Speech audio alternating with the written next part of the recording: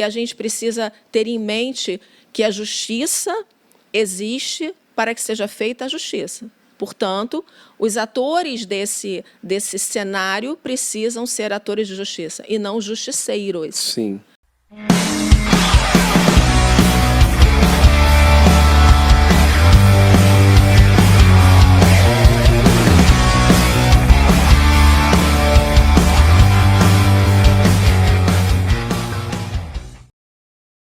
É isso aí, estamos chegando aqui mais uma vez no podcast Menos é Mais. Você sinta-se muito à vontade de permanecer aqui com a gente, mas antes disso, por favor, se inscreva no canal, ative as notificações para você poder ser avisado dos novos episódios e não deixe de compartilhar, de comentar e da gente distribuir aí esses bons assuntos para todo mundo. Eu estou hoje aqui com a Andréia. Eu chamo ela de doutora, ela falou, não precisa, pode ser só Andréia. E eu vou deixar ela se apresentar aqui para a gente começar a bater um papo muito legal aqui hoje. Tudo bem, Andréia? Oi, Jonatas, tudo bem, tudo ótimo. Andréia, lógico, né? Então vou me apresentar. Andréia, filha de Deus, do Deus Altíssimo. Essa é a melhor apresentação que a gente tem, né? A maior é a mais importante, né? E essa define tudo, né? Define tudo. É o que define a gente, a nossa identidade original, quem nós somos. Filhos de Deus. Então, essa é que realmente importa. Aquela que no mundo, na terra, é o que a gente está, porque o nosso Deus permite, né? E aí, você como está?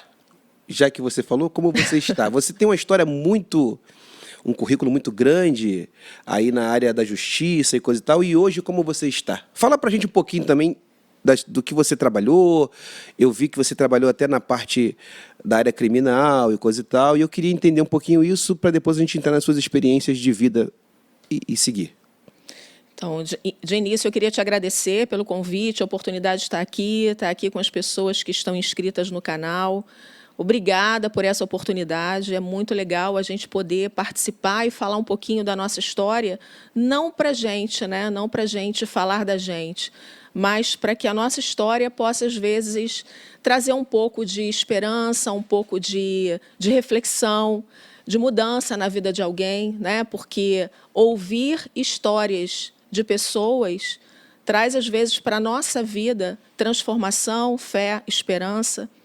E eu espero que a nossa vivência aqui no dia de hoje possa trazer isso para a vida de alguém, né? Então, a minha história na Justiça começou em 1994, quando eu fui aprovada no concurso para defensor público do Estado do Rio de Janeiro, mas a minha história de concursos públicos começou um pouquinho antes. Em 1988, eu prestei concurso para o município do Rio de Janeiro, para professor, passei. Depois, eu prestei um segundo concurso para professor, porque o cargo de professor te permite ter 2 matrículas, né? Então, você pode ter acumulação desses cargos, é um dos cargos que a Constituição permite a acumulação. Então, eu tive 2 matrículas no município e fui professora de 1988 a 1993, de crianças, o que a gente hoje tem do ensino fundamental, né? E alfabetizei, inclusive, então foi uma experiência muito bacana. Só que a minha filha mais velha, hoje está com 30 anos, nasceu em 1992 e... Você tem uma filha de 30 anos? Tenho, uma de 30 e uma de 22. Caramba! E ela nasceu em 1992. E salário de professor, a gente sabe, não é um salário alto. E eu não tinha com quem deixar a minha filha, não tinha como pagar uma creche, porque era muito cara, então não dava com salário. E aí eu pedi exoneração nas minhas 2 matrículas de professor do município. Mas antes de fazer o outro concurso? Antes de fazer. Caramba. Eu estava no final da faculdade de Direito. E aqui tem uma das coisas assim que me marcou, eu nunca mais vou esquecer na minha vida, que a gente nunca receba palavras contrárias a você, sabe, a sua vida. Então, mesmo não tendo à época a intimidade que eu busco ter com Jesus hoje, à época eu ouvi uma palavra contrária que eu não recebi, e eu acho que isso é muito importante na vida da gente. A gente nunca receber palavras contrárias, nunca dizer palavras contrárias para ninguém, e nunca receber na sua vida. E eu me lembro que o meu ex-marido, né, o pai da minha filha mais velha, o meu sogro, pai dele, disse para mim assim, quando eu pedi a exoneração, porque na cabeça de determinadas pessoas, né, o concurso público é algo que você não pode abrir mão nunca, porque é um salário certo para o resto da vida. Enfim, de certa forma é. Só que, naquele momento, aquele meu salário não resolvia. Então, não era aquilo. Foi assim, uma decisão muito difícil, mas era a decisão que eu tinha que tomar naquele momento. Essa decisão era só por uma questão financeira ou você não estava bem... Não, era uma questão financeira. Sim. Eu não tinha como deixar com os meus pais. Minha mãe, nessa época, ficava muito em Minas Gerais. Meu pai tinha um negócio lá, pequeno, que depois acabou falindo com o Plano Collor, enfim.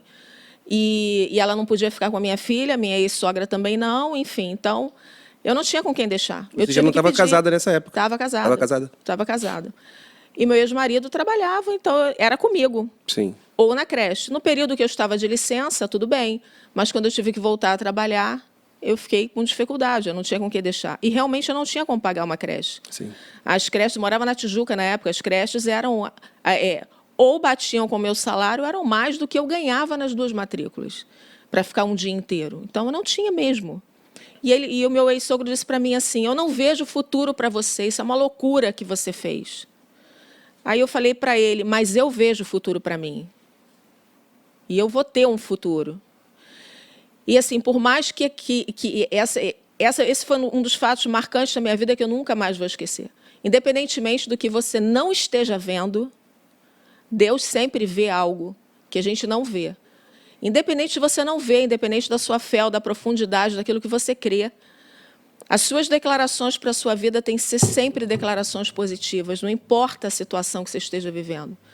Então, eu vivenciei dali, isso foi em 92, eu estava no final da faculdade, eu colei grau em janeiro de 93, eu passei no concurso para a Defensoria em dezembro de 94, então, nesse período aí de quase 2 anos, né, mais ou menos, foi muito difícil, porque era só o meu ex-marido trabalhando, não ganhava rios de dinheiro, era um trabalho mediano. E, assim, nessa época, eu fazia sorvete para vender. Aliás, eu tenho um tio que eu amo demais, assim, que foi um dos meus maiores consumidores de sorvete. Eu sabia que ele comprava sorvete para me ajudar, porque ele não tinha como consumir tanto sorvete. Então, eu fazia sorvete para vender, porque, assim, quando eu ia à rua, levar minha filha em algum lugar, numa escola, se eu quisesse comprar uma água, eu não ter que pedir dinheiro, né, para o meu marido à época. Então, assim, isso... Eu sou muito grata a Deus de coração, de verdade, porque essas coisas, elas forjam muito a gente, sabe? O caráter da gente, como você olha para as pessoas, você passa a ter empatia, você passa a olhar as pessoas com respeito ao trabalho, sabe? As dificuldades que as pessoas passam, você passa a olhar com um olhar de empatia, porque você sabe o que a pessoa está vivendo. E isso me traz muito ao coração Jesus, sabe? A gente, quando ora em nome dele, a gente sabe que ele vivenciou o que a gente vivencia aqui na Terra. Então, quando a gente pede alguma coisa, a gente sabe que ele sente o que a gente está sentindo, ele sabe o que a gente está sentindo, porque ele sentiu, porque ele esteve aqui. Então, quando a gente passa por essas coisas, isso forja muito a gente, porque a gente consegue olhar para o outro sabendo, cara, eu sei o que ele está passando, eu sei o que é isso. E isso, para a gente, assim como ser humano, são experiências ricas que eu louvo a Deus porque Deus esteve comigo todo o tempo. Não é fácil mesmo, mas... enfim, é uma caminhada e faz parte da minha história, né? Enfim. Então, quando você ouviu essa ideia erradíssima aí do seu ex-sogro, como é que você reagiu? Foi imediato. Eu falei para ele, mas eu vejo. E, assim, eu falei sentindo uma força muito grande na minha palavra, assim, muito grande mesmo, mas eu vejo. Tipo, eu não vou deixar você descrever o que eu vou ser, você descrever a minha vida e o meu futuro. Sabe? Claro que eu não tinha isso racionalmente na minha cabeça naquele momento, mas hoje, refletindo, né, que isso é algo que eu não vou esquecer nunca. Onde eu estava sentada, em que momento isso aconteceu, porque foi um registro muito forte na minha vida. Ele é vivo ainda? É vivo. Teve contato, não? Muito pouco. muito pouco. Mas ele acompanhou o concurso e tal. Eu Reconhece isso, será? Não sei. Eu acho que sim. Não sei. Eu acho que quem bate sempre... Às vezes, cara,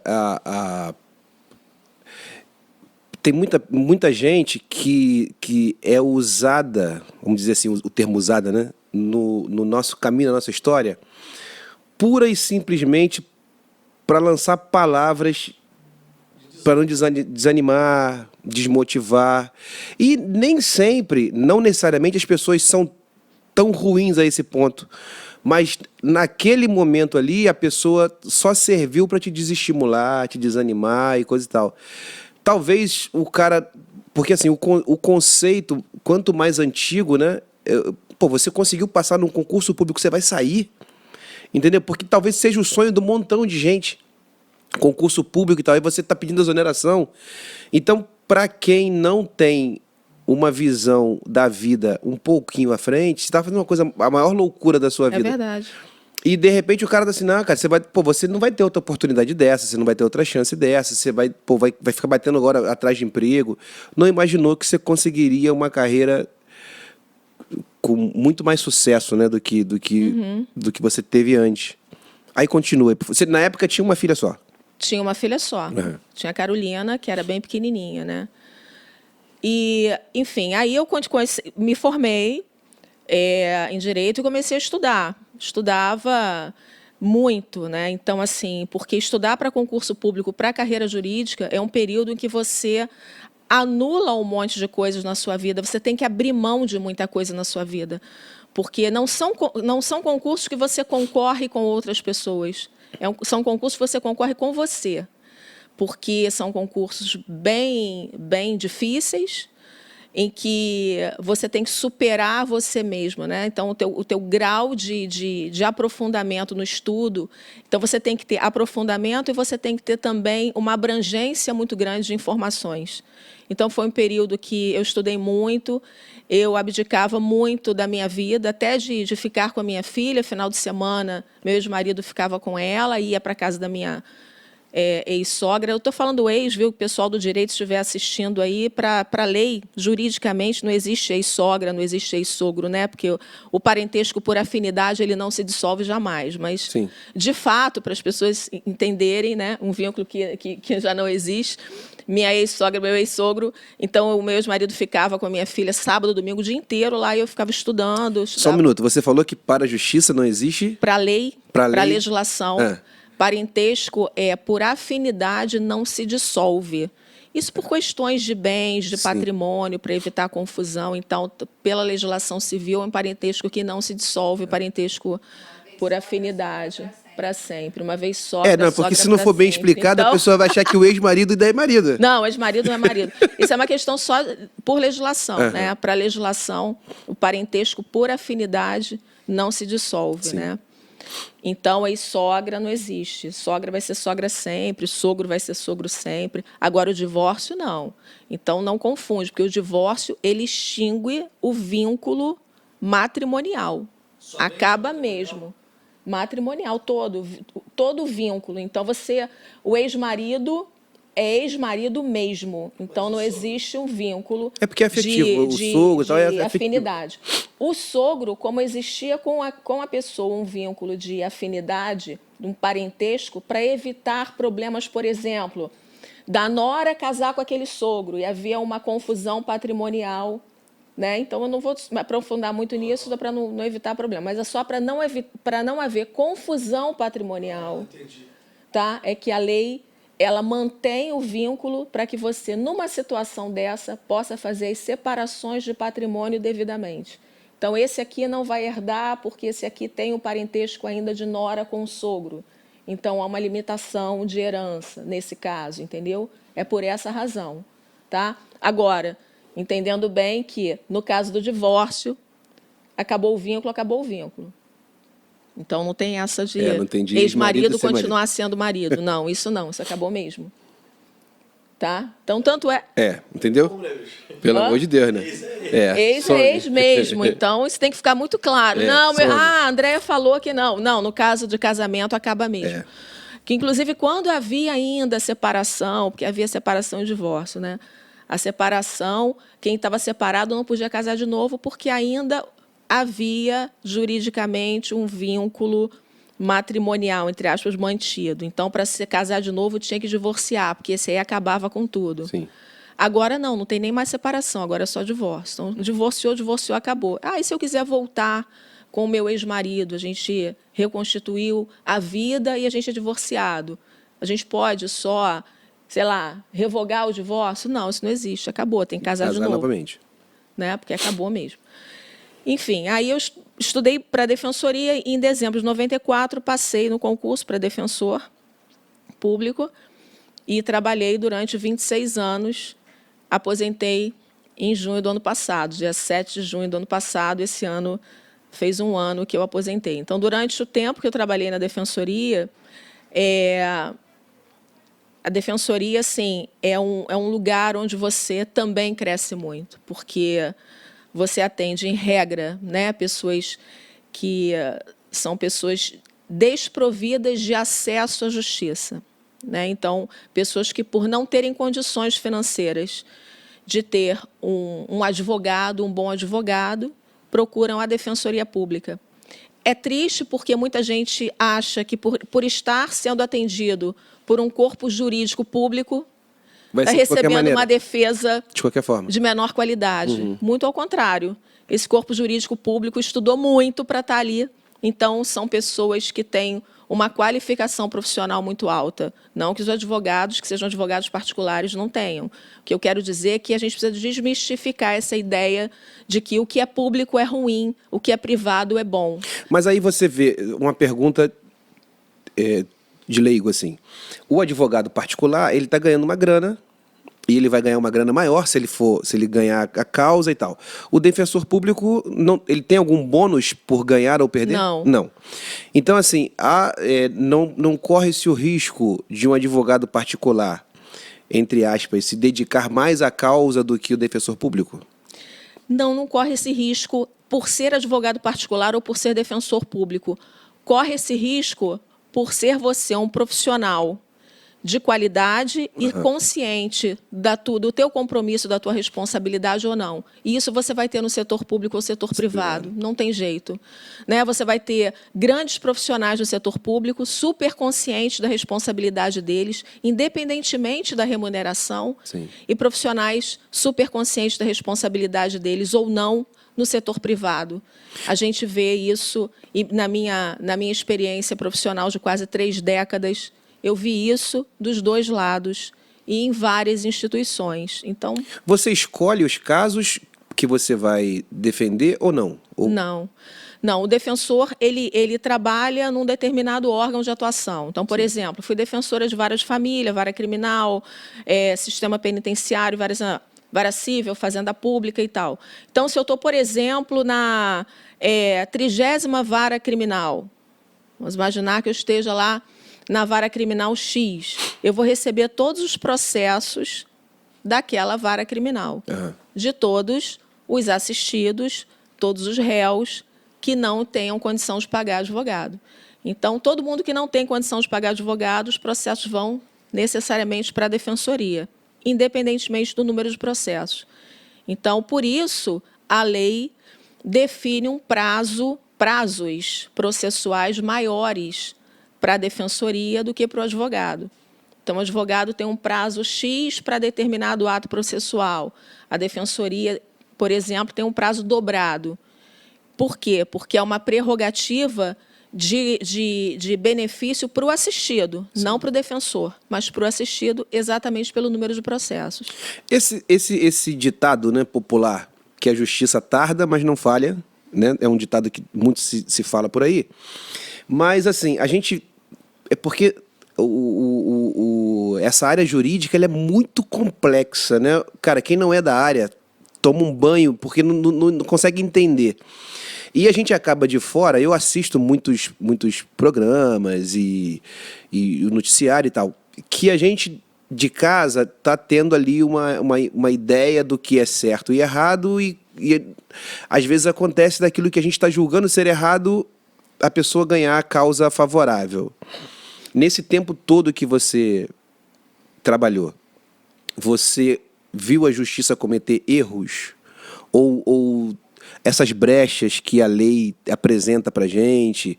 Alguma coisa que você, tipo assim, cara, eu sei que isso aqui tá errado, mas a lei me permite o cara e ele achou isso aqui. Aconteceu isso com você? A gente sempre tem o sentimento, às vezes, né, de uma justiça indevidamente realizada. Isso faz parte do ser humano, né? Às vezes você olha um processo, porque assim, o defensor, ele não tem só o processo e as folhas de papel. O defensor, ele tem uma ligação direta com o ser humano que está representado ali naquele processo. Ele atende a pessoa, ele conversa com a pessoa, ele ouve. Num processo criminal, eu falo com o réu, seja ele preso ou solto, eu escuto a história dele, né? Eu consigo perceber se o que ele está me dizendo, em muitos casos, né? Se a pessoa souber mentir muito bem, eu vou ser enganado, obviamente, mas em muitos casos, e normalmente para a defesa, os réus falam a verdade, então, e a gente consegue perceber muitas vezes o que é verdade, o que é mentira naquele relato.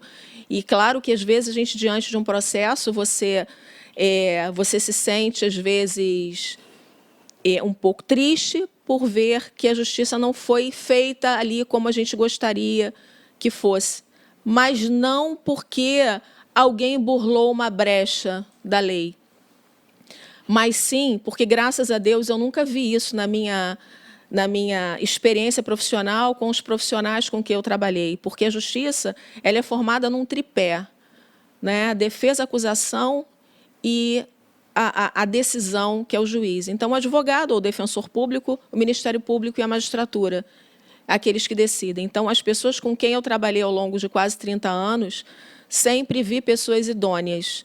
Mas é fato que nós, seres humanos, somos falhos. Então, enquanto a gente estiver envolvido, em todos os lugares onde tiver ser humano, vai ter falha. Sempre vai ser imperfeito. E a justiça é feita por seres humanos. Então, ela vai ser imperfeita. Então, há momentos em que a gente vai ver essa imperfeição. Então, há momentos em que a gente fica um pouco frustrado de ver essa imperfeição, né? Mas o mais importante é que a gente tente sempre fazer o melhor, dentro do que a gente pode fazer. Então, a busca é efetivamente por fazer o melhor. A melhor prova, você fazer justiça, você não querer ser, né, aparecer por vaidade, não, eu quero ganhar esse processo porque eu preciso eu sou afirmar... Andréia, eu tenho que ganhar. Exatamente, mas assim, eu preciso fazer aqui o melhor para aquela pessoa que eu estou defendendo, ou o próprio Ministério Público, eu preciso fazer o melhor porque eu sou fiscal da lei, então a sociedade precisa de mim aqui, né? E o juiz, eu preciso dar a melhor sentença aqui diante do que eu tenho de provas e do que instruir esse processo. Porque a gente precisa ter em mente que a justiça existe para que seja feita a justiça. Portanto, os atores desse cenário precisam ser atores de justiça e não justiceiros. Sim. Né? Você já defendeu, você obviamente trabalhou na área criminal, você já defendeu culpados? Que o cara chega para você e fala, pô, eu sou culpado e tal. E como defender isso? A defesa existe para todo mundo, inclusive para o culpado. É outra coisa importante a gente lembrar. O Brasil, a nossa Constituição garante o direito de defesa a todos, todos. Uma pessoa só é culpada ou inocente a partir do momento que vem a sentença. Sim. Até lá, todo mundo é presumidamente inocente.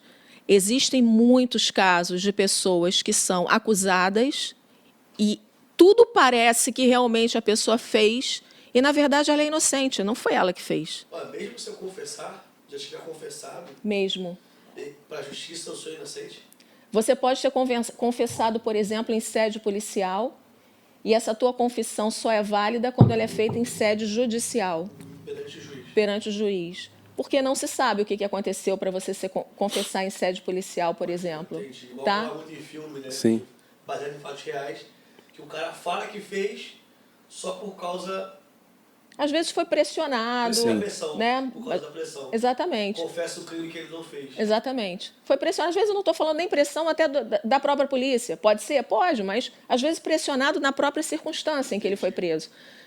Então, a confissão só é válida em sede judicial. Então, tem que ser perante o juiz. O juiz tem que ver aquela confissão tem que ser feita diante dele. Então, tudo aquilo que é feito no inquérito policial, tudo aquilo que é feito em sede policial, tem que ser confirmado em sede judicial. Se não for confirmado, não vale para o processo, não vale para fundamentar uma condenação. Esse da lei é muito importante, né? Pô. Então, mesmo a pessoa culpada, vai defender o culpado, o cara confessou. Tem que defender. Por quê?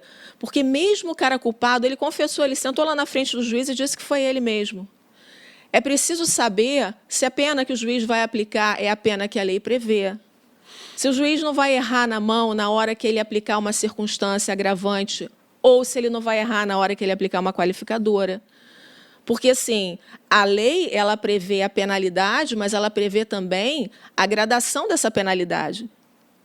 Então, senão, uma pessoa, às vezes, é presa por um crime que tem um menor potencial ofensivo e ela pega uma pena absurdamente alta e muito mais alta do que o cara que, às vezes, cometeu um crime de um potencial ofensivo maior. Sim. Então, a defesa existe também para esses aspectos, para que a lei seja aplicada adequadamente, para que a justiça seja feita, aquilo que eu falei. A gente não é justiceiro. Sim. Né? Então, mesmo os culpados, mesmo aqueles que sejam confessos, confessou que é culpado, a lei precisa ser aplicada para ele com justiça, na medida que ela foi feita, e não na medida que aquele que julga entende que tem que ser aplicado. Porque isso eu já vi. Assim, juízes que muito duros na aplicação da pena e serem extremamente exacerbados na hora de aplicar a pena. E aí você tem que ficar de olho e tem que recorrer e tem que citar, isso aqui está mais, para reduzir aquela pena, porque é absurdamente maior do que aquilo que a lei penal permite para aquela situação. Né? A gente que fica como telespectador de tudo isso, ou espectadores disso tudo, a gente vê uma parada na televisão e tal, e aí, um crime bárbaro, porque quando vai na televisão, o cara já vem, a reportagem já vem logo julgando o cara como culpado. Então a gente já fica naquela, cara, como é que pode alguém defender uma pessoa dessa? Como é que pode um cara... E a gente até se opõe ao advogado, pô, o cara desse não tinha que ter defesa, ninguém tinha que defender e tal. Mas aí veio a pergunta que eu ia fazer e você acabou fazendo de outra forma. E quem defende bandido sabendo que é bandido? Mas a resposta é exatamente essa. É a mesma resposta. Mas a gente sabe que o cara é chefe do tráfico. Mas é o que ela falou. Precisa de uma defesa. Porque assim, ok. Só para garantir a lei. Você precisa garantir a igualdade da aplicação da lei, entendeu? Todo mundo. No final a gente vai lá e ferra o cara. Porque assim, vamos imaginar que, por exemplo, você seja confundido com o traficante lá da favela tal. Não, mas eu sei que o João é o cara que trafica lá na favela tal. Então, ele não tem direito à defesa, porque ele é o cara que trafica. Aí você, cara, não sou eu. Me confundiram. Eu não sou esse cara. Ele é meu sósia. Não, eu sei que é você sim. Eu não vou te defender porque eu sei que é você. E aí? Pode se ocorrer muitos erros, assim, né? Exatamente. Você não pode simplesmente deixar a pessoa com falta de defesa, simplesmente porque você sabe que ele é o traficante. Não, não é assim. Então, é preciso que você tenha elementos concretos e robustos que mostrem que aquele sujeito é efetivamente o autor daqueles delitos. E se isso ficar comprovado, aquele sujeito vai ser responsabilizado por aqueles delitos. Mas até que isso seja comprovado, ele precisa de defesa. Ele precisa ter apresentados ali as provas que demonstrem que não era ele, ou que a coisa não foi bem assim, ou que o artigo em que ele foi enquadrado não é bem aquele, é o outro artigo. Entende? Então, tudo isso são detalhes que têm que ser feitos, têm que ser apresentados, e o que a sociedade não entende não é para proteger, entre aspas, tá, gente, o bandido, é para proteger o cidadão de bem. Porque do mesmo jeito que pode estar sentado no banco dos réus o bandido, pode ser um inocente está que sentado tá ali. no banco dos réus, às vezes, o cidadão de bem, o inocente, Sim. e que está sendo acusado de bandido. Sabe? Então, assim, isso é para proteger a sociedade. Então, todo mundo precisa de defesa por isso. Porque você não pode, enquanto olhar de fora, decidir quem merece ou quem não merece ser defendido. Porque, com isso, você pode tirar desse olhar de defesa para todos o inocente que está ali, tomado como réu e como culpado. Você atuou, então, na área familiar, criminal? Família, cível, órfãos de sessões, fazenda pública, núcleo de primeiro atendimento, né, dando entrada nas ações. Aí muita coisa. Qual foi o caso mais... Sistema penitenciário. De todo esse teu tempo, é muito tempo de trabalho na área, mas, assim, em cada um dos setores que você passou, você consegue pontuar um caso que te marcou mais na área civil, na área familiar, na área criminal? Tem algum assim, tem um caso que eu não sai da memória e tal. Tem algum de cada desses setores? Tem alguns casos que eu nunca vou esquecer, mas assim, de toda a minha trajetória, a experiência que para mim é mais marcante, e essa vai ficar para a minha vida como uma experiência assim, muito rica e muito profunda, foi a minha experiência no sistema penitenciário. Eu trabalhei durante 3 anos no sistema, e a atuação da defensoria no sistema vai um defensor semanalmente no presídio. Nossa. Enfim, eu estou falando presídio é uma unidade de sistema fechado, né? Sim. Mas o defensor vai numa unidade de acautelamento, seja ela regime aberto, regime fechado, semiaberto, enfim. Ele tem defensor em todas as unidades. Eu vou utilizar, então, o termo presídio para dar para as pessoas poderem entender mais facilmente, mas eu estou usando aqui em termos leigos, tá? Não estou me referindo especificamente ao regime fechado, mas, tecnicamente, Sim, é sistema do regime fechado, unidade de regime fechado. Então, todas as unidades têm defensor público que vai toda semana a essas unidades, e o defensor atende individualmente cada preso. Então, eu trabalhei durante 3 anos. Eu era titular de uma unidade que fica ali em Benfica, que é o Evaristo Moraes, e a gente sempre acumula, então a gente já sempre atende outras unidades.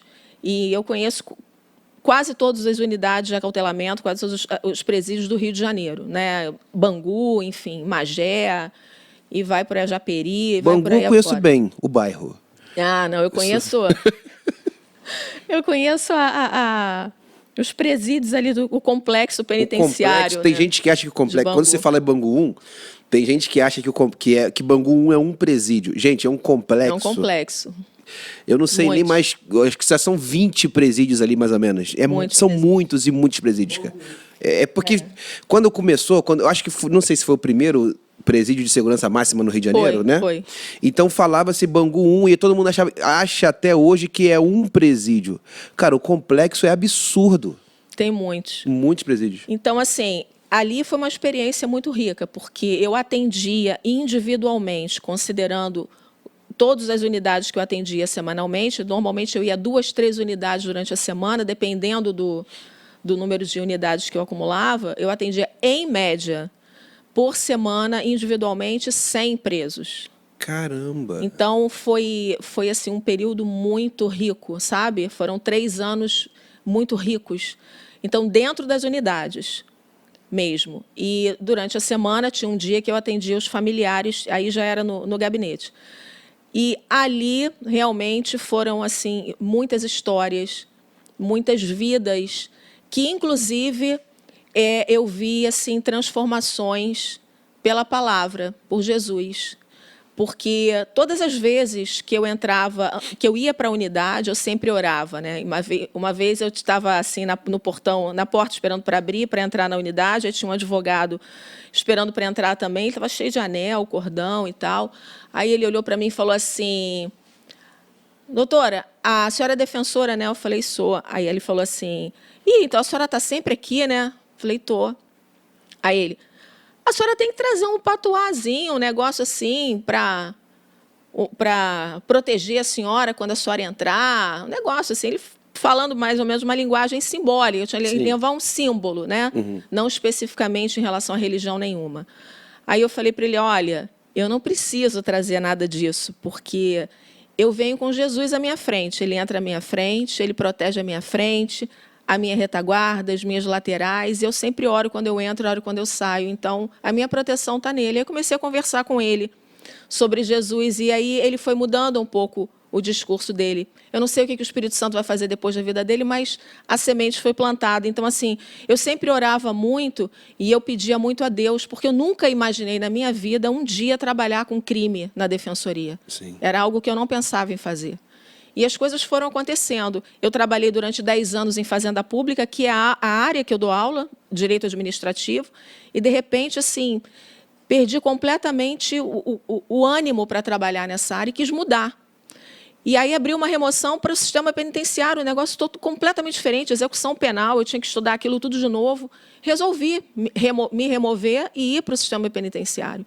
E foi muito, muito rica essa experiência de você estar ali com pessoas que são absolutamente marginalizadas pela sociedade, né? Porque quando a gente pensa em pessoas que estão dentro de uma unidade prisional, a gente pensa em pessoas que a gente quer distantes da gente, né? E que a gente não se preocupa com elas enquanto seres humanos. E a gente percebe, a gente que é cristão, obviamente, a gente que crê na palavra, que crê na Bíblia, né? A gente olha aquelas pessoas e percebe o quanto Deus se preocupa com cada uma delas, sabe? O quanto elas podem, se quiserem, ser transformadas ali. O quanto você pode ter corpos cativos com mentes libertas.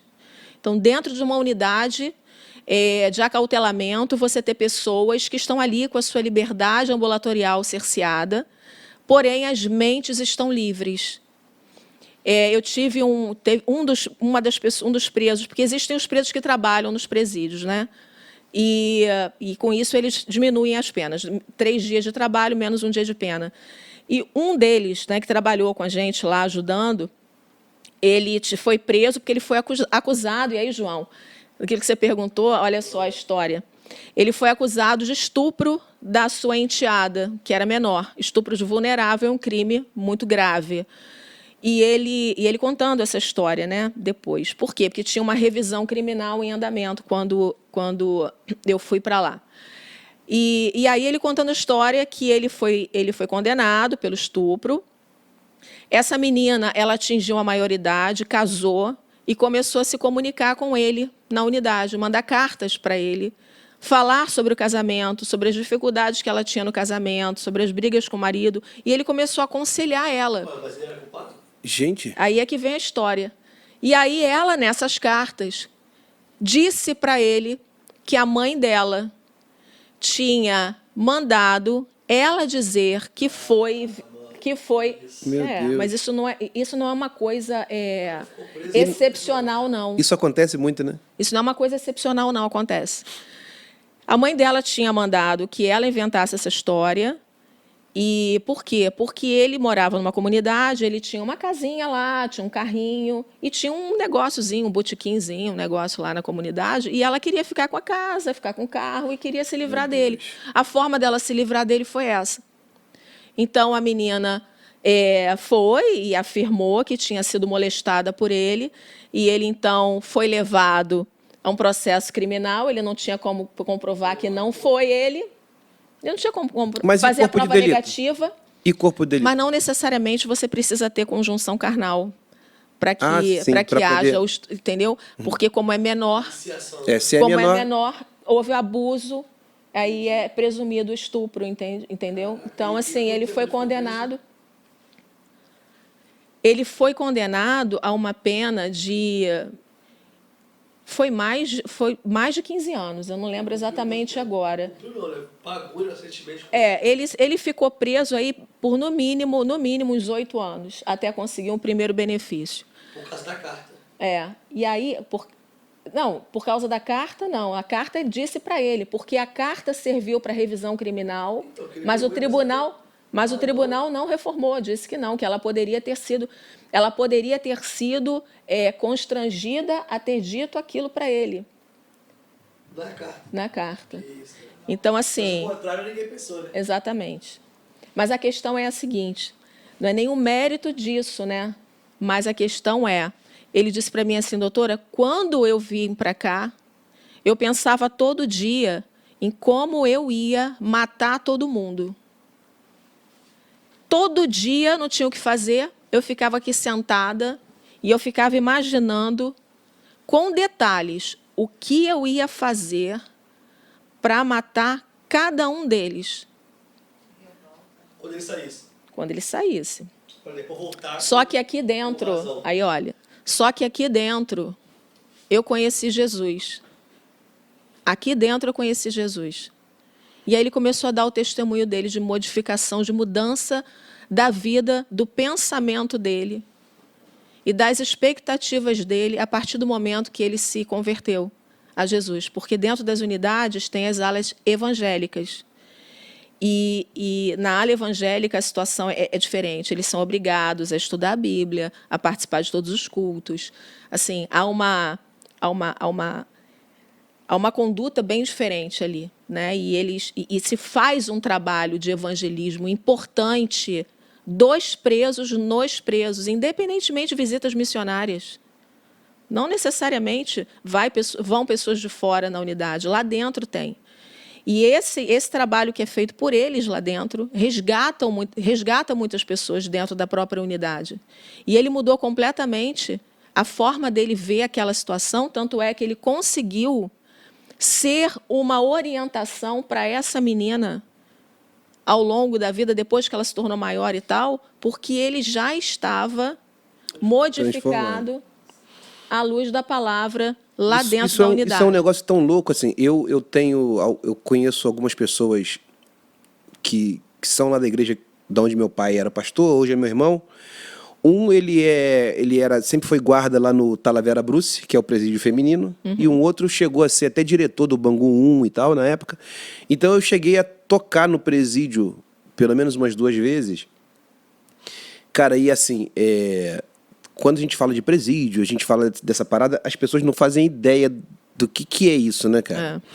Quando você fala, o cara ficou pelo menos 8 anos, gente, pelo menos 8 anos preso. Isso é um absurdo, assim, né? O primeiro pensamento do cara, imagina o cara sabendo da inocência, o cara, pô, isso aí, eu vou ser preso. E pior, sendo preso por um crime de estupro, que é tratado de outra forma dentro da cadeia e tal. É uma coisa muito louca, muito absurda, muito absurda. Mas a gente sabe do poder da transformação. Você, Andréia, tem uma história de vida que a gente ficaria aqui dias para você poder contar, porque são muitas experiências.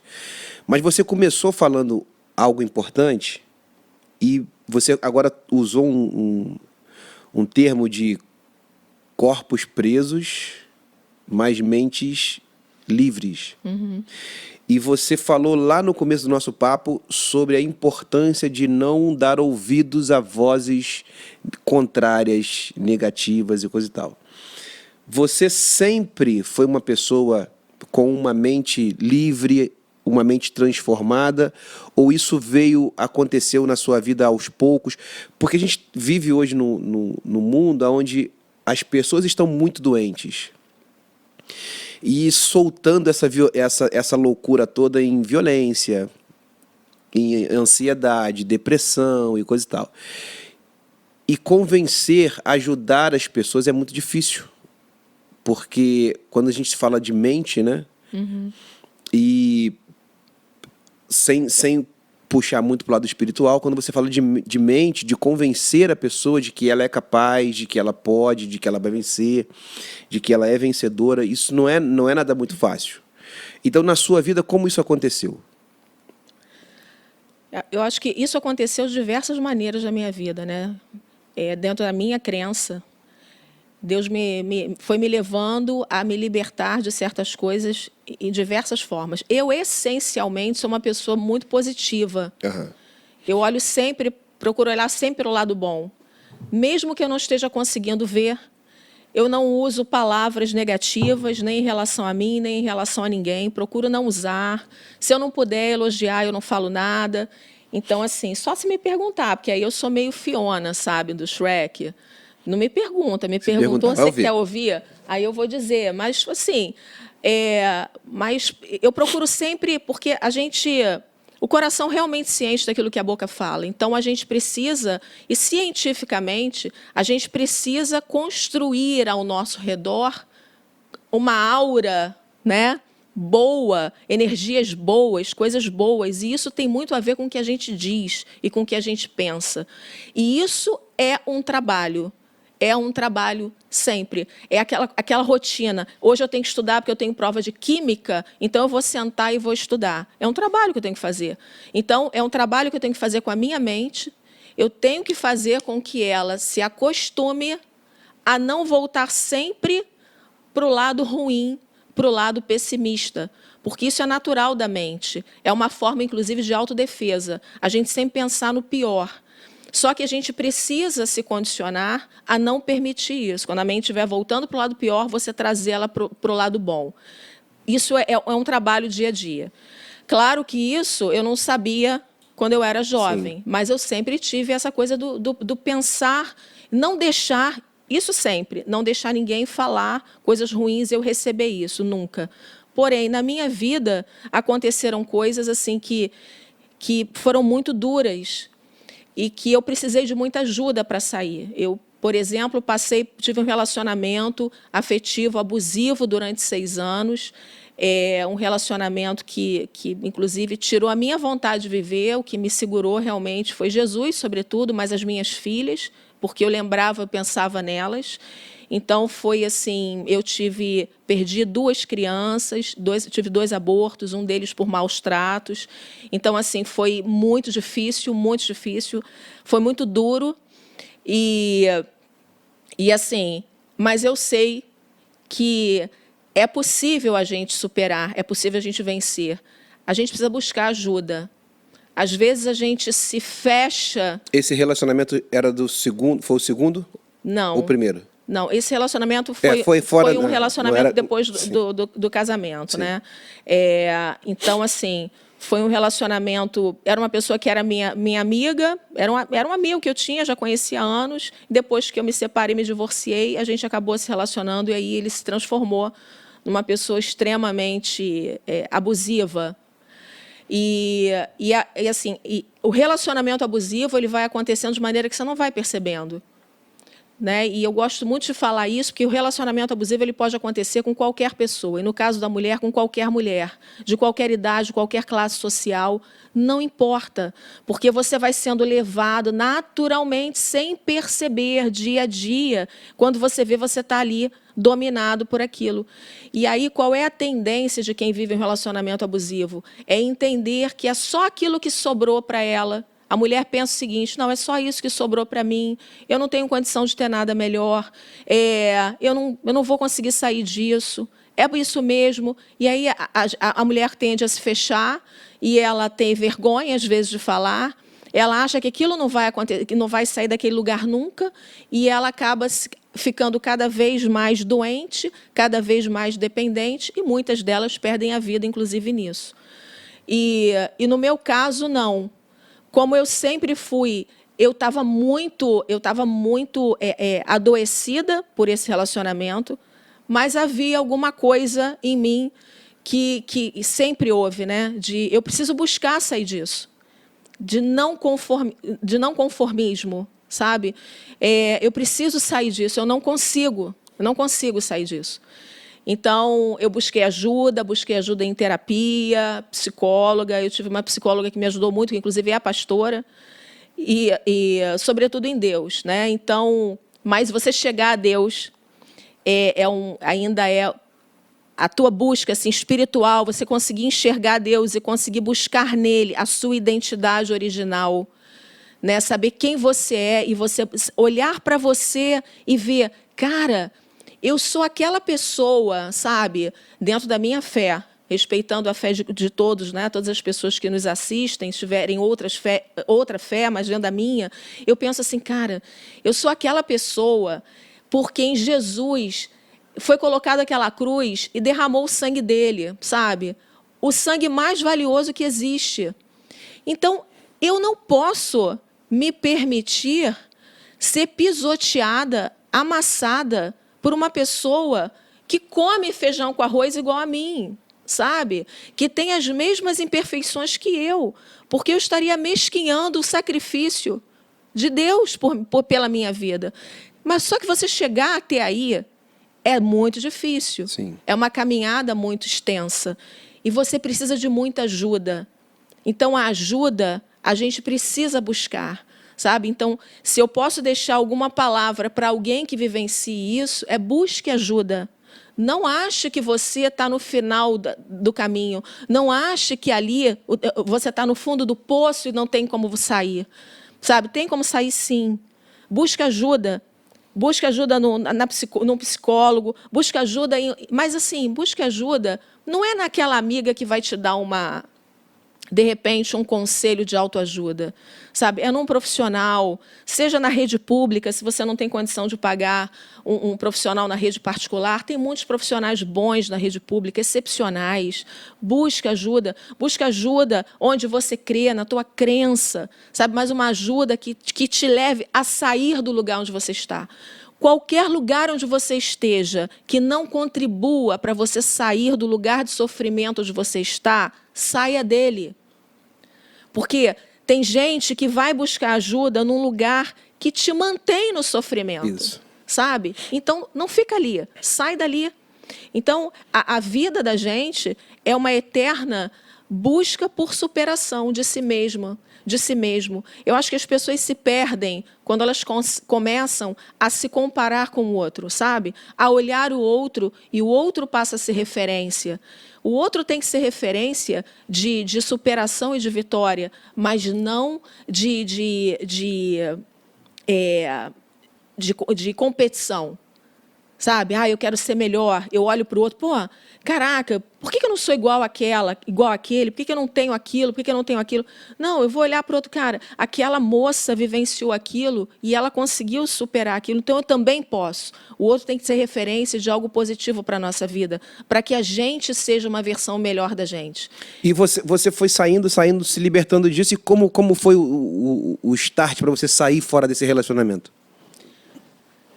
Então, o start começou quando eu comecei a buscar ajuda. E aí eu fui sendo fortalecida a cada dia. Você identificou sozinha os sinais de que você estava vivendo um relacionamento abusivo, ou alguém te falava, Andréia? Não, eu identifiquei porque eu vivia chorando, eu fui agredida fisicamente, o meu emocional ele estava muito abalado. Financeiramente, eu comecei a ficar desequilibrada também. Eu fiquei...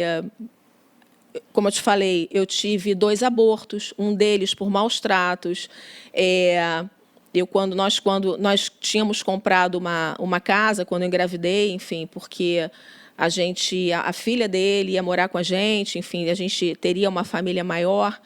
E aí a gente se separou e voltou algumas vezes nesse relacionamento. E aí eu acabei ficando com a casa, enfim, fiquei super endividada. E a gente acabou vendendo essa casa por preço muito menor do que a gente tinha comprado.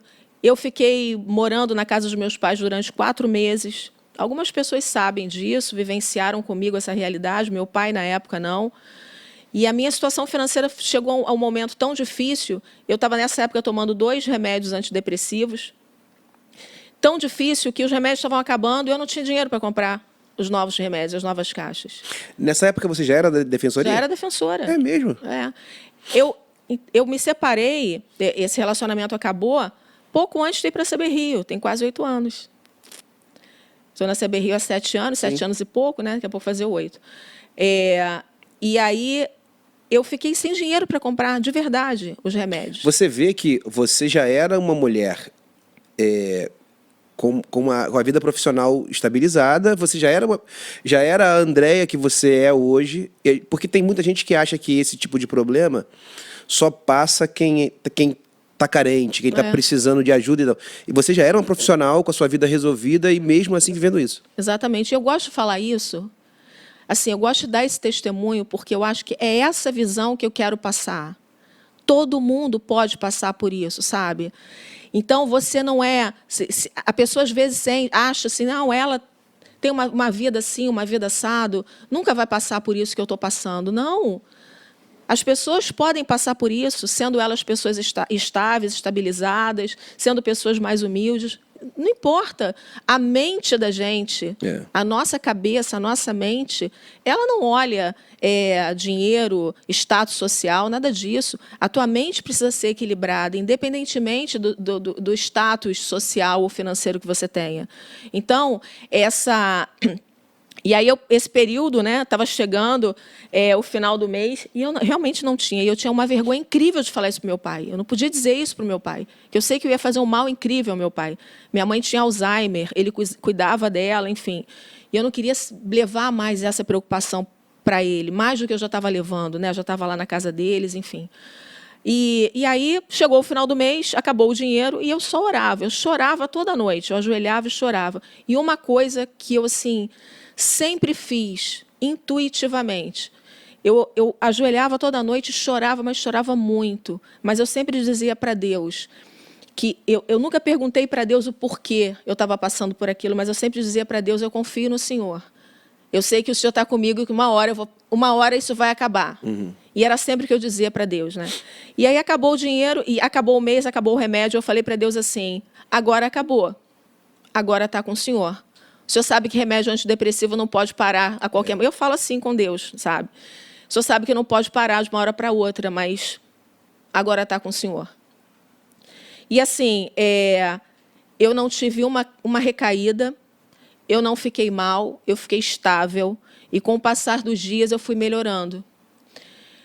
E assim, ao meu coração, depois, né, de alguns dias, depois que eu estava um pouco melhor, veio o seguinte: Deus me permitiu chegar àquele ponto para que eu fosse liberta dos remédios. Sim. Porque a situação que me gerava entre aspas, necessidade dos remédios, ele já tinha tirado da minha vida. Então, assim, você perceber, não é de uma hora para outra, é um processo, e um processo que você tem que vivenciar. Você só não pode desistir. A gente é muito imediatista. Eu quero resolver as coisas para ontem. Calma. Né? Você não chegou a determinados lugares ruins na sua vida, às vezes, de uma hora para outra. Houve um processo na sua vida para você chegar ali. Às vezes, por erros que a gente comete. Sim. Então, a gente tem que ter a paciência para você chegar a um processo e se libertar daquilo. Sim. Agora, você precisa procurar realmente ajuda. E foi o que eu fiz. Então, a partir do momento que você vai se fortalecendo, você vai percebendo isso. E eu cheguei ao momento de perceber que a minha vida, as coisas da minha vida, eu me despersonalizei. Então, eu cheguei ao momento de perceber, cara, Andréia, eu não estou te conhecendo. Você se despersonalizou. Olha onde você está financeiramente. Né? Olha onde você está emocionalmente. Né? Olha onde está o teu coração. Né? Então, você chega um momento que você se olha e você não se reconhece mais. Então, nesse momento, realmente, é que eu percebi que aquilo ali tinha que acabar, e acabou mesmo. Totalmente. E eu acho o seguinte, a gente pode sangrar muito um momento na vida.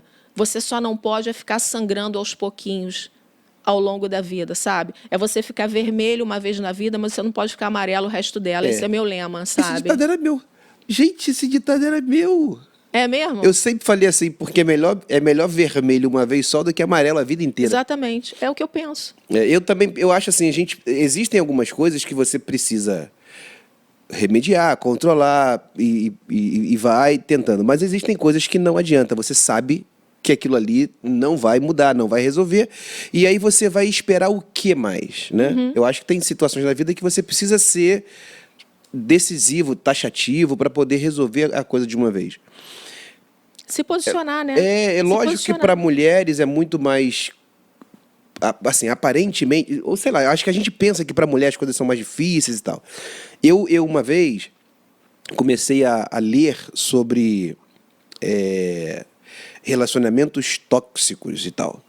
E aí eu comecei, porque eu li que não necessariamente isso é de casal, pode ser de amizade, pode ser familiar, de pai e filho, coisa e tal.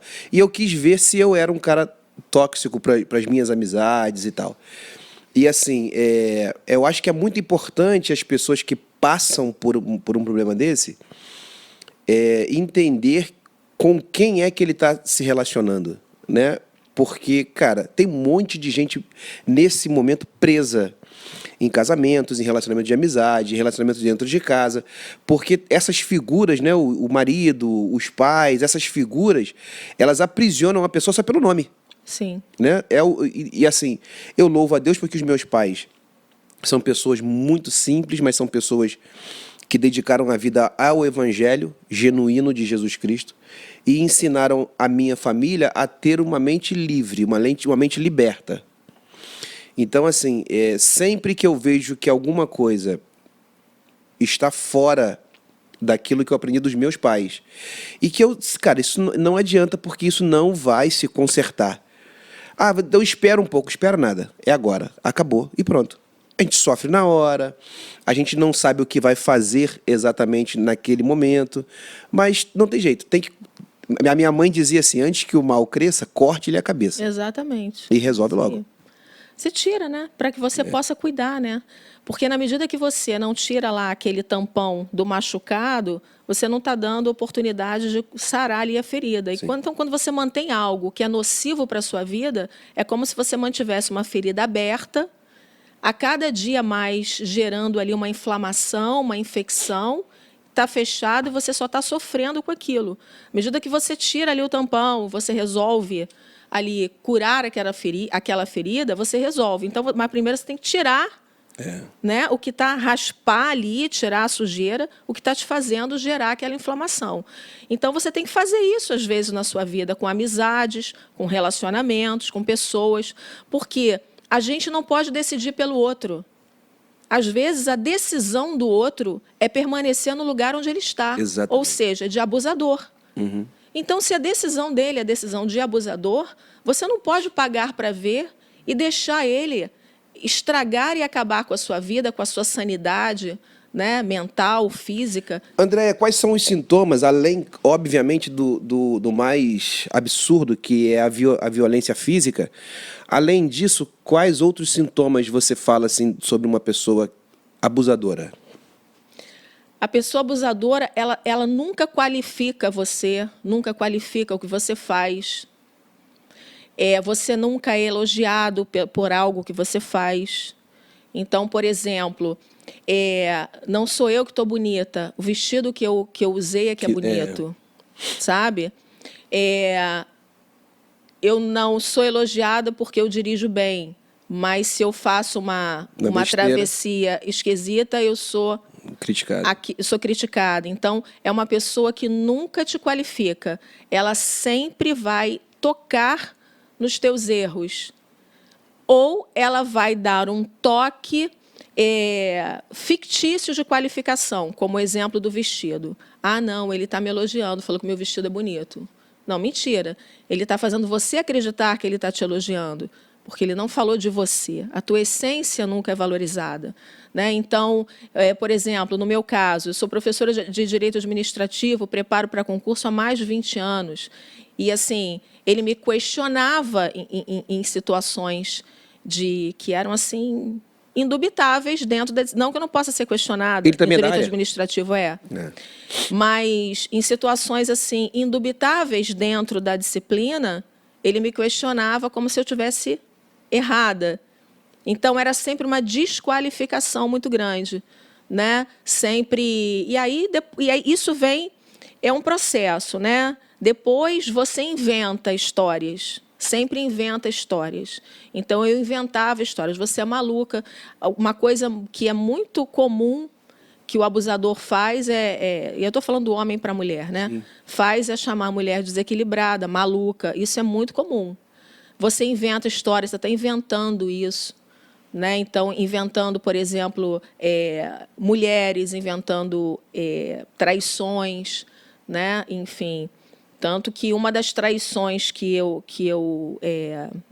flagrei, eu registrei.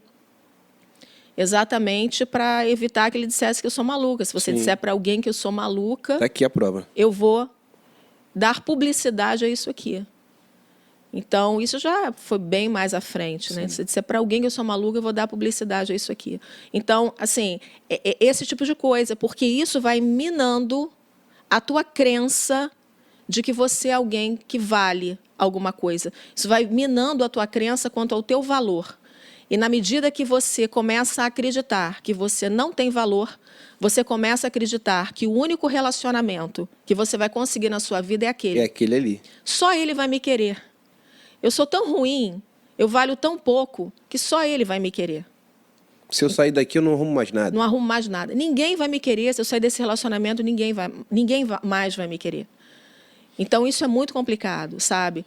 E a gente... hoje, assim, eu, Andréia, olho e vejo o quão é saudável você ter paz. E a nossa paz, ela não passa por ter alguém do seu lado. Isso aí. A nossa paz, ela passa na minha fé, por ter, sobretudo, Jesus na minha vida. E abaixo dele, por não ter ninguém tentando desestabilizar quem eu sou. Porque qualquer relacionamento, seja amizade, afetivo, tem que ser um relacionamento de troca, de compartilhamento, de contribuição para crescimento um do outro. E eu te falo isso assim muito tranquilamente, porque eu tenho 53 anos. Na minha faixa etária, hoje não, há algum tempo, eu estou sozinha, sem namorado, e isso não é algo que pese para mim. Não estou preocupada de verdade com isso. Às vezes feliz é você, né? Não estou preocupada de verdade com isso. E é importante falar isso pelo seguinte, na minha faixa etária, os meus amigos, 95% deles são casados. E isso também é um problema, porque por mais que você seja séria, tenha uma postura respeitosa e tal, às vezes você tem que tomar cuidado, porque às vezes, vez ou outra, bate neurose Sim. em uma ou outra pessoa, entendeu? Então, é difícil. Sim. Você, às vezes, sair de um relacionamento e você se ver nessa situação. Caramba, os meus amigos são casados, e aí, como é que eu fico? Vou ficar sozinha? Vou sair com quem? Vou falar com quem? Isso também é um problema. Sim. Por isso, inclusive, eu falo muito isso sempre, eu acho que a gente precisa ter, inclusive na igreja, um trabalho para as pessoas que sejam, entre aspas, botar solos, né, singulares.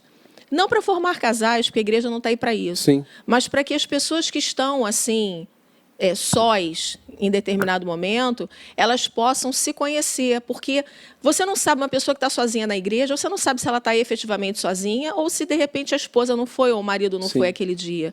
Mas que possam se conhecer para fazer as mesmas coisas, sabe? Ter um grupo que vá ao cinema, vá a um teatro, vá comer uma pizza, para que você possa fazer um relacionamento de amizade. Porque é algo importante que as pessoas sentem falta também desse grupo de amizade. As amizades sustentam muito a gente. Sim. Para a gente sair desses relacionamentos difíceis. Eu não sirvo muito como um parâmetro para muita coisa, porque a minha cabeça ela funciona muito diferente da maioria das pessoas, mas eu sou um cara que por ter uma mente livre, eu não concordo com nada que é imposto como tem que ser assim. Tem o ditado, ninguém é feliz sozinho, aquele papo, né? Eu discordo completamente de coisas desse tipo. E eu acho que o que salva as pessoas são os relacionamentos de amizade. Uhum. Falando aqui... Concordo plenamente. O nosso podcast aqui não é um podcast religioso, não é de bandeira de igreja, mas eu também sou um cara cristão. E eu costumo usar como exemplo, quando Jesus foi participar da última ceia com os discípulos, ele falou para um deles assim, você vai lá no centro, você vai ver uma pessoa andando com um cântaro na cabeça, você pergunta a ele aonde é que o Filho do Homem vai comer a ceia com seus amigos, e Jesus naquela época já estava sendo procurado para ser preso e coisa e tal. Então, quando Jesus se reúne com os discípulos, ele fala assim, cara, eu estava ansioso por comer com vocês aqui essa última vez, porque eu não sei quando a gente vai fazer isso de novo. Então, assim, amizade, para mim, de todos os sentimentos, é o mais importante. É verdade. Porque todos nós precisamos de amigos, né? E não é à toa que a Bíblia diz que existem amigos que são mais chegados do que os irmãos. Então, assim, mas a gente vive numa sociedade que é muito moldada por aquilo que alguém está querendo, né? Então, a gente estava falando aqui, antes, até em off, aqui, sobre racismo, sobre discriminação e coisa e tal, e são agendas que foram capturadas por grupos políticos e são usadas hoje para poder fortalecer os grupos e coisa e tal. Então, assim, eu acho que a amizade é o que todos nós precisamos. Andréia, você hoje na igreja, você é líder do grupo de... Eu coordeno os grupos de estudos da igreja. Os grupos de estudo, né? Uhum. Mas você tem algum tipo de... Porque você é meio psicóloga, você tem alguma coisa ligada à psicologia, não? Não, minha filha que se formou em psicologia agora, mas a minha psicologia é de vida mesmo. Mas você tem algum tipo de assim... Porque eu acho muito bacana, porque às vezes um papo como esse aqui, né? É o que muita gente precisa para poder se libertar, para poder dar um novo passo na vida. E, assim, eu não sei nem quanto tempo a gente já tem aqui, sei lá. A gente está dentro do horário que a gente faz aqui o nosso papo. Eu vou te ser sincero, você me surpreendeu. Quando você me mandou lá um pouquinho do seu release ali, eu já fiquei assim, falei, caramba, que legal, tem muita coisa para contar, mas, assim... É lógico que você tem muito mais história. A gente acaba não fazendo o podcast muito mais do que 1 hora, para não ficar muito cansativo. Mas eu estou saindo daqui hoje com algumas lições para a minha vida. E eu tenho certeza que você, a partir de agora, as pessoas que não te conhecem, que vão te conhecer através desse nosso papo aqui, vão ter você também como um exemplo de vida. Uma mulher que lá atrás... Pô, você já era concursada, você tinha 2 matrículas. Eu falo isso porque a minha irmã é professora e tem 2 matrículas também e tal. Então você já era concursada, você abriu mão, pediu exoneração, que é uma coisa rara de acontecer. E você tentou uma carreira nova e você tem uma história sensacional. Mas o mais importante é isso, é você não ouvir as vozes negativas, é você descobrir quem você é. É você conseguir se livrar dos relacionamentos, sejam de amizade, casamento, os patriarcais, seja lá o que for, você se livrar de qualquer relacionamento que é abusivo e que vai te colocar ou para baixo ou preso onde você está. Eu acho que isso é importante. Eu queria que você deixasse suas considerações aí finais para quem está assistindo a gente, para a gente poder... a gente vai colocar aqui embaixo na descrição do vídeo as suas redes sociais, para quem quiser te seguir, você... De vez em quando tem as suas aulas aí para quem vai prestar concurso e tal. Mas eu queria que você desse sua mensagem aí final para quem está acompanhando a gente, homens, mulheres, pessoas que precisam ouvir uma palavra como essa que você deu, uma palavra transformadora.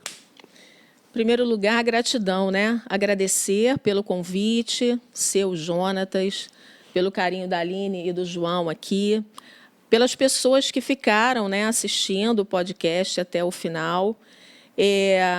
E o que eu deixo, assim, não de lição, mas, assim, porque eu me sentiria um pouco, acho que seria um pouco vaidade da minha parte, não sei, arrogância da minha parte, falar em lição, mas eu deixaria como uma espécie de vivência minha, né? E que, se for ajudar alguém que esteja nos assistindo ou nos assista em dado momento, é que realmente não se acomode com nenhuma situação de sofrimento na sua vida. Que não permita que nenhuma palavra de demérito, depreciação, desmerecimento seja recebida. Sempre rejeite qualquer palavra que seja contrária a si mesmo, sabe? Seja recebida por quem for, ainda que seja de um pai ou de uma mãe. Porque, às vezes, por falta de conhecimento, às vezes por uma situação adversa de vida, até um pai e uma mãe falam coisas indevidas para um filho. Então, não importa de quem vem essa palavra, não receba, rejeite, ainda que seja em pensamento, mas rejeite. E busque sempre sair dali, porque não é esse lugar o fim da linha para a gente. Não olhe nunca um lugar de sofrimento, um lugar de perda, um lugar de rejeição como o fim da linha. A vida só acaba o dia que a gente fecha os olhos e que o corpo perde completamente toda e qualquer função. É o dia da morte. Ali a vida acaba. A vida aqui na Terra acaba, né? Agora, enquanto a gente tiver vida, enquanto a gente estiver respirando, enquanto a gente estiver aqui nesse mundo, existem sempre vírgulas e não pontos finais. E que a gente sempre lembre disso. E que as nossas palavras, porque o que sai da nossa boca de bem, não faz bem só para o outro, faz sobretudo bem para a gente. E isso são coisas que eu aprendi vivenciando. Fale o que é bom. Se você não tem nada de bom para falar, não fale nada. Mas não seja uma pessoa resmungona, que fale mal o tempo todo. Ai, como está ruim, que dia horrível, que não sei o quê, que isso só acontece comigo, porque eu não sei o quê. Tem pessoas que falam, para com isso. Isso que seja para cada um de nós, sabe? Um dever de casa mesmo. Seja um trabalho que a gente faz todo dia. Todo dia você não faz um trabalho, não exerce uma atividade, seja ela qual for na sua vida, exerça essa atividade de ensinar a você mesmo a mudar de postura, a começar a ser mais positivo com a sua vida, né, com o que você tem a partir de você mesmo. Porque com isso você começa a mudar todo o ambiente ao teu redor.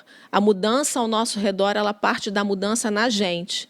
A gente, às vezes, ouve isso, e isso não cai muito na nossa mente. A gente acha que é papo furado, que são coisas assim abstratas, mas não é não.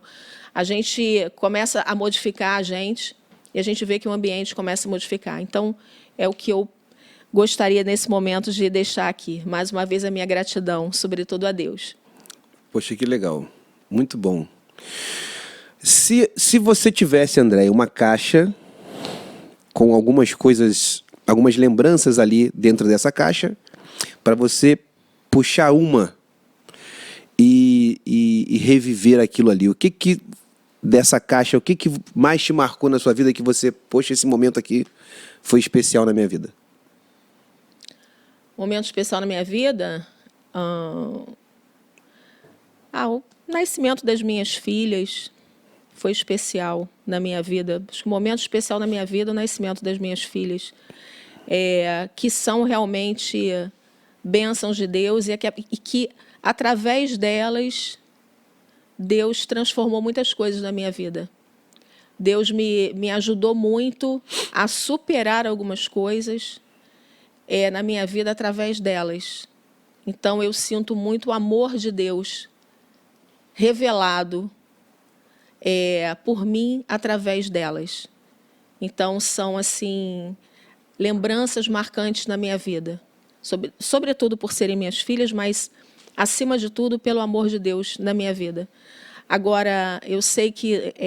e aí, gente, quem está ouvindo a gente que não é cristão, eu respeito todo mundo, as crenças de todo mundo. Jesus respeitava todo mundo, né? Então, assim, mas dentro da minha fé, o que eu tenho realmente de mais valioso na minha vida é Jesus. Porque eu sei o Deus em quem tenho crido. E eu sei quem me tirou de todos os momentos difíceis e, assim, inclusive da falta de vontade de viver. Foi Ele. Então, sobretudo, quem é prioridade na minha vida hoje. Que bom. Então, é isso. É isso aí. Gente, você que chegou até aqui, não deixe de se inscrever no canal, compartilhar, comentar. E é isso aí. A gente vai deixar aqui as redes da Andréia, fala doutora Andréia, da Andréia aqui embaixo. E se você quiser apoiar esse canal, tem aqui um QR Code que a Aline vai colocar em algum lugar aqui na tela. Aí é ela que decide. E é só você apontar sua câmera